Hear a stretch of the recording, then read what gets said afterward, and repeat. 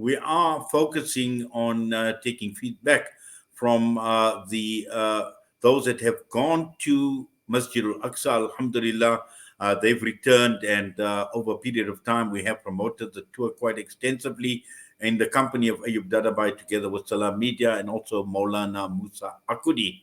And Alhamdulillah, one of the brothers who had traveled with the group is Brother Muhammad Lorgat. And we just like to find out from him in terms of the trip in itself, and also just to get an overall view on how he found this journey to Masjid Al-Aqsa. So without much ado, we're going across to be joined by my brother Muhammad Lorgat out in Johannesburg. Brother Muhammad, Assalamu alaikum wa rahmatullahi wa barakatuh, and welcome. Walaikum salam wa rahmatullahi wa barakatuh. Thank you. Yes, wonderful. And Alhamdulillah, you are back safe and sound from this wonderful journey to the third Haram, Masjid Al-Aqsa, Alhamdulillah. And nice to see you, Alhamdulillah, good, strong, healthy, mashallah. And I'm sure you had a wonderful time. Alhamdulillah, the trip was excellent. It was wonderful. It was spiritually uplifting as well. And Alhamdulillah, Salaamedia, I think, the way they set it out, the way they planned it, the way they prepared us for it as well. And as well as while we were there, Brother Ayub, Maulana Musa Akudi, Brother Ponti as well, all of them basically, made us feel comfortable. They guided us. And, I think all in all, it was really, really beneficial. For myself personally, for my wife who was with me, and I think for all of us who basically was on that trip. Yes, I'm sure it must have been, and from what we've seen and the feedback that we have been getting, and also all the posts that came through from Masjid Al-Aqsa, Alhamdulillah, it appears that, it was a wonderful tour all around. But obviously, it made it extra special having people like Ayub Dadabai, who undertakes these tours on a regular basis. So he knows exactly what to do to make it as comfortable as possible to the tour party, but also with Maulana Musa Akudi, that added value in having them on a journey. How important is it? I think it was vitally important. It was fascinating when we just got there the first day, as we were going towards Masjid Al-Aqsa. I think Brother Ayub must have been stopped by at least 5 or 6 people as we were going along the way. Everybody almost knew him there, so you can see he goes there regularly. People do know him well as well. And similar with Maulana Musa Akudi. So I mean, normally what we used to do is after Fajr, we should normally do we should decide we're going to do certain aspects of Masjid Al-Aqsa, and then he used to take us to these places, give us a lot of history, the background, things from the Quran, things from the Hadith regarding it, etc. And we learned quite a bit in terms of doing it in that way. And I'm like, and the other fascinating thing about it is, as we were doing our sort of ziyarat in those areas, other people from other countries and also from South Africa sometimes piggyback with us, joined us. And, Alhamdulillah, it was also good in that sense as well. So, as I mentioned, all in all, it was really, really beneficial. We learned a lot. We enjoyed a lot as well. So, it was fun. It was also quite fun as well. Yes, just overall looking at the ease of the trip and how easy has it been to undertake this journey? How and also at the end of the day, I mean, were there any challenges, or you just found that overall, the journey was just pleasant, and this is the reason why everybody enjoyed the trip at the moment? So if people travel regularly, you'll understand that any trip that you undertake, you will have some hiccups here and there, and there is some minor irritations and this and that. So to be honest, there was nothing out of the ordinary in this trip. When we got to Masjid Al-Aqsa, when we got to Tel Aviv initially, there were a couple of the people in the party who were delayed by around 45 minutes. But that was about it. Other than that, everybody else went through. The rest of the journey was simple, comfortable, nothing really major to worry about. There's guards that are stationed at the entrance of all of the gates in Masjid Al-Aqsa.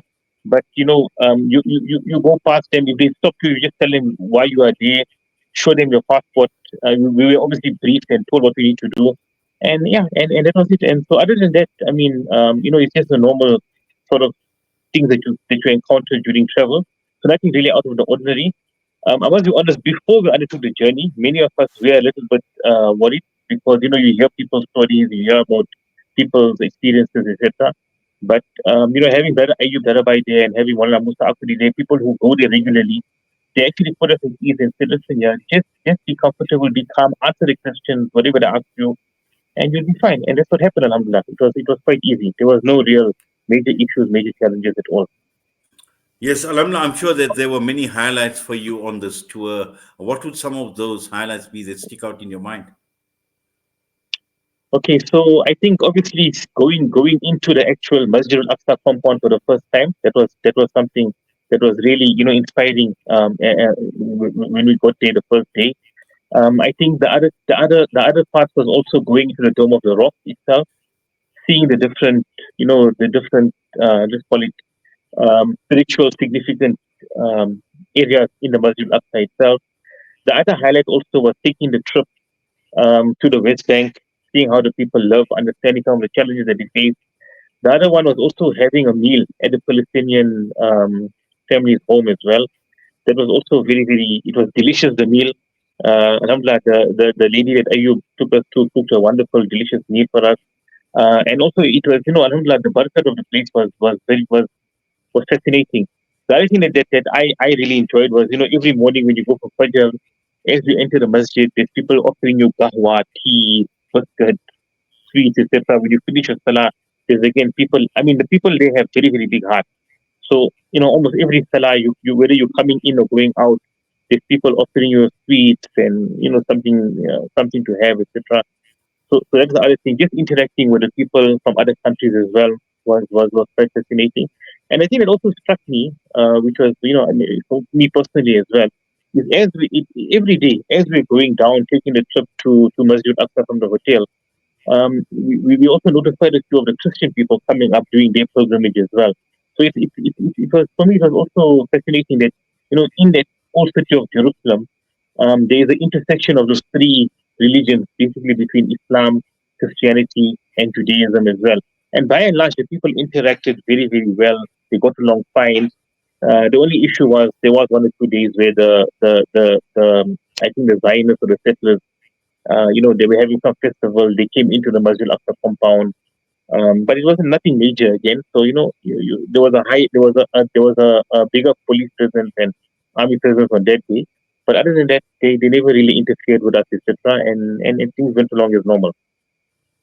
Yes, in fact, I'm glad that you mentioned the people of Palestine and the hospitality, because this is exactly what the people of Palestine want: is for people from all over the world to come and visit Masjid al-Aqsa, because they've been around for a long time. They've been protecting Masjid al-Aqsa, but at the same time encouraging people come on a regular basis, because when you come on a regular basis, they feel that level of support, that comfort that they get, that they're not alone in the struggle for Masjid al-Aqsa. And this is the reason, I suppose, this also alone in itself is a highlight, just to experience the warmth, the hospitality, the lovely welcome that people get from the people of Palestine, and how much they appreciate people coming to Masjid al-Aqsa. No, most definitely. There were a number of people who came to us and said, "Please come again. We really appreciate you coming." They actually were thanking us for coming over there. And I must say one thing, brother Inayat, is that the people in Masjid Al Aqsa, they actually recognize that South Africans by and large are one of the largest contingents of people who come to on a regular basis. So I don't know whether it's what we wear or how we speak, but it was very easy to identify that, they were either telling us we're either from the UK or we're South African. But alhamdulillah, so everywhere we were stopped, people, come and ask you where you're from. When you say you're from South Africa, they make dua for you as well. And I think the one message that they gave us, and then maybe we must give out to the other people in our country as well, is that they're carrying on asking us, please come there, please support us. They appreciate it. It's for them. That's the most important thing. Because the one thing that also struck us is, when you look at the stuff during the Salah time, if the South African contingent and the UK contingent weren't there, the mosque would have been quite, I won't say empty, but been very, very limited in terms of the number of people in there. So they do need the people. And also the reason, obviously, is that many of the actual Palestinians themselves aren't allowed to enter Masjid al-Aqsa on a regular basis. They've got to get permission, they've got to get visas, I don't know, whatever they need to get. It's actually easier for us, clients of South Africa, to be able to enter the Masjid al-Aqsa compound on a daily basis while we are there. Versus the actual Palestinian people who live in the West Bank, etc. They can't just come on a regular basis, and yet they are only 20 minutes away. So Yeah. that's the other thing that struck us. And yeah, we feel for our brothers and stuff because they're living in a sort of an apartheid system, but and they're very much restricted. And I think but one of the things that you always see with them, they're very optimistic. They stick to their guns, and they're always saying that inshallah, Masjid Aqsa will be liberated one of these days, and they are there to see it out till the end. Yes. Also, Brother Mohammed, the spirituality of Masjid al-Aqsa, and we couldn't speak enough of it, even in terms of our preparation, where we had 3 weeks of intense preparation in the company of Maulana Ibrahim Musa, Maulana Musa Akuri, and also Ayub Darabai, who prepared the tour party with regards to many of the other logistics and what you would be required to do, what you would expect as well.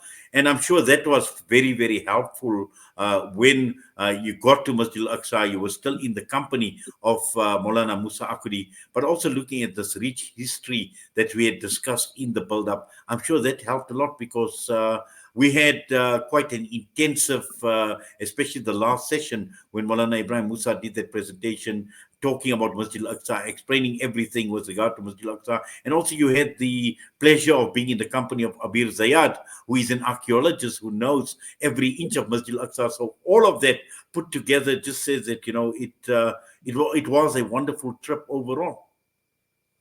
Most definitely.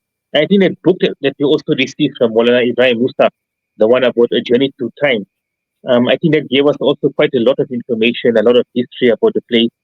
And yeah, and I think, the one thing that was very, very clear is as we're going step by step in our journey as well, we had Maulana Musa Akudi with us, and he gave us obviously the importance of the historical aspect of Masjid al Aqsa. But over and above that, he also mentioned to us about the important role it will play towards the end of the time of this earth as well, and the very important role and things that will happen there as well. And yeah, most definitely, um, Sister Abir, she was a wonderful person to have as a host, taking us through the walking tour of the old city, because she gives it to you from the perspectives of basically the Islamic perspective as well as the archaeological perspective as well. So that was very, very useful. And the other thing is she's a very feisty person when it comes to dealing with the Israeli soldiers. She's fearless. So there were one or two people who were trying to give some funny comments to some of the people in our group. She confronted them, and she said she's not afraid. So Alhamdulillah, so that was also, so she's dealt with them in the past, etc. So it also put us at ease, having her in our company as well. Well, Brother Mohammed, I can tell that you had a wonderful time, and I'm sure you'll want to go again and again. Inshallah, we make dua that Allah subhanahu wa ta'ala take you again and again and take all of us, inshallah, to Masjid al Aqsa.